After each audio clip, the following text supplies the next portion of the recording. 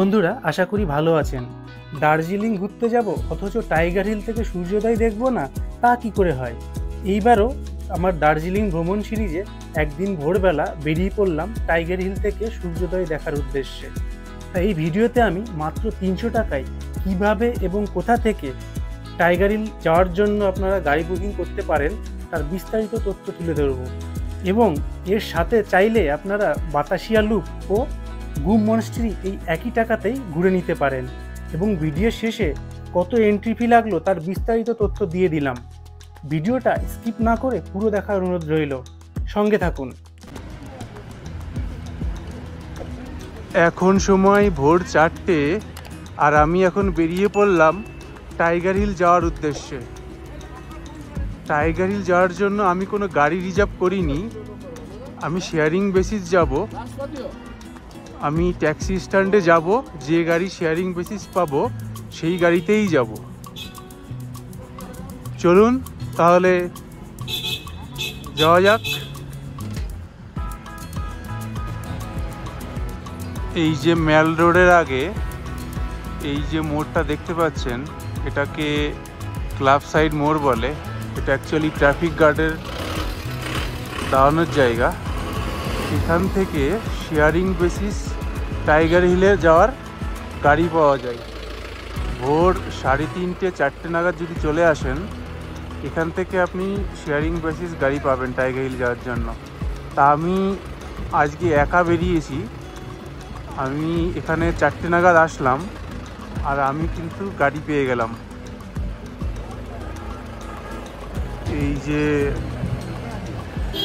এই যে বাঁদিকে দেখছেন গাড়িটা, এই গাড়িটাতে যাব। টাইগার হিল যাওয়া আসা নিয়ে 300 টাকা পার হেড নিল। আমাদের গাড়ি সকাল 4:30 ছাড়লো, আর এখান থেকে টাইগার হিলের দূরত্ব মোটামুটি 17 কিলোমিটার, আর সময় লাগতে পারে প্রায় 40 মিনিটের কাছাকাছি। জোড়বাংলো মোড়, এখান থেকে আমরা এই সোজা উঠে যাব, আর এই বাঁ দিকটা হচ্ছে কালিম্পং যাওয়ার রাস্তা। ঘন জঙ্গলের মধ্যে দিয়ে আমাদের গাড়ি যাচ্ছে।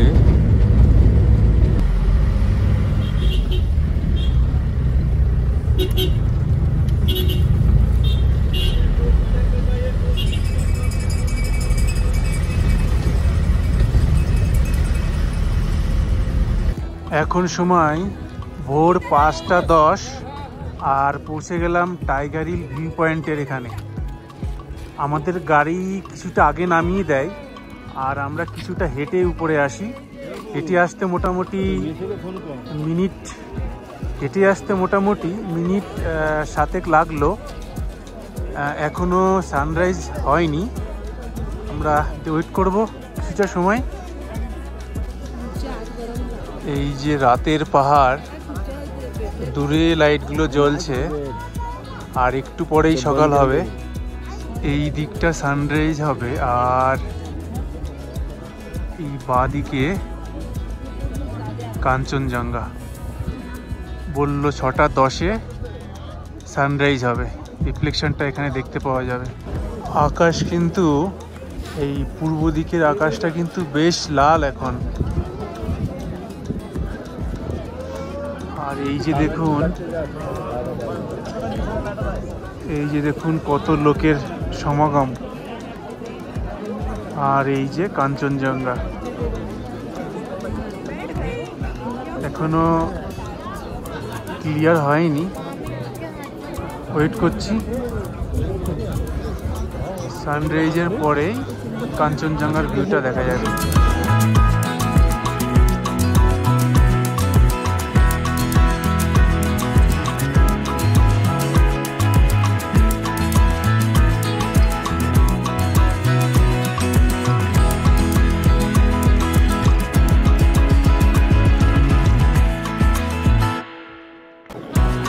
হঠাৎ করেই মেঘ চলে আসলো, আর মেঘ চলে আসার জন্যই সব কিছুই এখন দেখা যাচ্ছে না।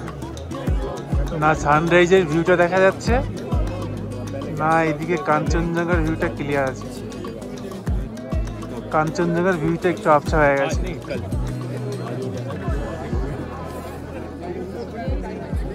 আশা করব ফগটা তাড়াতাড়ি যেন চলে যায়, আমরা ভিউটা যেন ভালো মতো দেখতে পারি।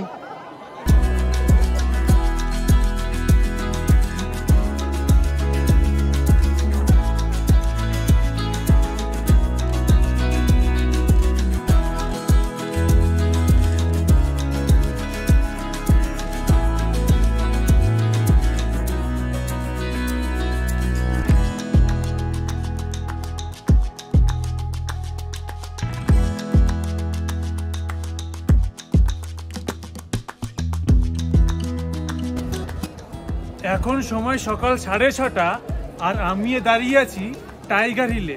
এই আমার পিছনে এই যে কাঞ্চনজঙ্ঘাকে দেখা যাচ্ছে। আজকে সানরাইজ দেখলাম টাইগার হিলে এসে, বেশ ভালো লাগলো।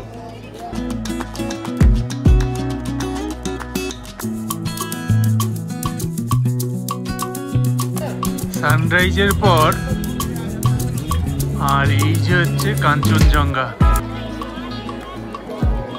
কাঞ্চনজঙ্ঘার উপরে হালকা একটু মেঘ আছে, বাট কাঞ্চনজঙ্ঘাকে দেখা গেল।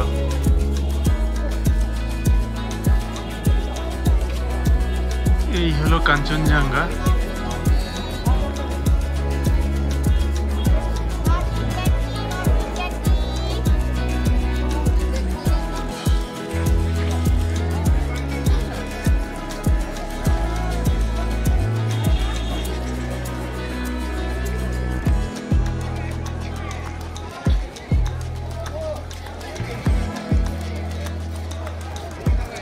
টাইগার হিলে এসে সুনীলের সাথে পরিচয় হলো। আমরা একসাথে শেয়ার গাড়িতেই এসেছি। সুনীল, তুমি কোথায় থাকো? ব্যাঙ্গালোরে। সুনীল ব্যাঙ্গালোরে থাকে। খুব ভালো লাগলো ওর সাথে পরিচয় হয়ে। ভালো থেকো।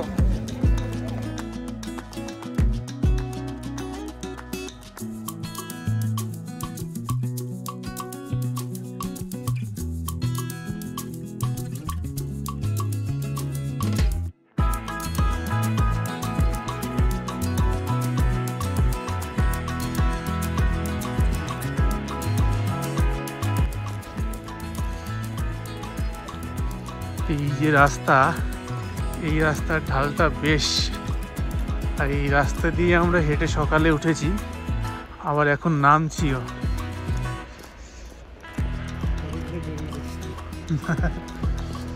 ঢালটা বেশি হওয়ার জন্য বেশ আমাদের উঠতে অনেকটা কষ্ট হয়েছিল, নামার সময় আবার সুবিধা হচ্ছে। এখানে 70 টাকা করে পার হেড এন্ট্রি টিকিট লাগে।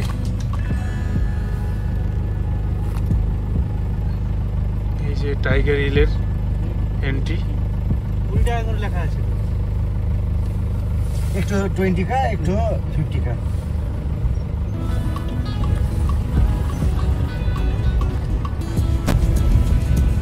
এই যে এন্ট্রি ফি 50 টাকা আর 20 টাকা, total 70 rupees per head entry. Batasia লুপে এখন সময় সকাল 8টা আর দাঁড়িয়ে আছি বাতাসি লুপে।